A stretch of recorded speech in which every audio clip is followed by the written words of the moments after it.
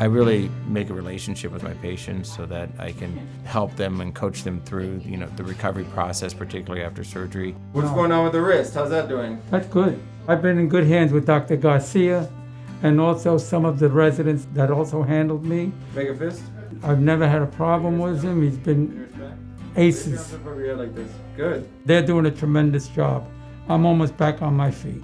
There's very few things in the upper extremity that can't be fixed and improved upon. I like the fact that, doing what I do for a living, most of these conditions we can make people better, and people come in with significant limitations, and often they leave with significant improvement in function. And so watching these people get back to doing the things that they want to do is really, really satisfying. Does that hurt when Yeah. right there? And then same thing here. What about these fingers? Do these fingers go to sleep?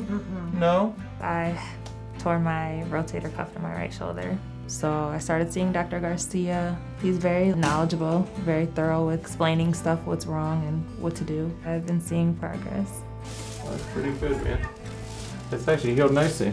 Dr. Garcia is very knowledgeable, and he seems to be a very professional doctor. This is finally providing you with a little bit of support, which is good. And I'm very comfortable with his assessments, also with his treatments thus far. My goal is always to kind of treat the whole patient, not just the problem that's in front of me. I want to make sure that they understand their problems, that they're educated regarding their problems, and I want to make sure that they are sharing in the decision making regarding their treatment plans.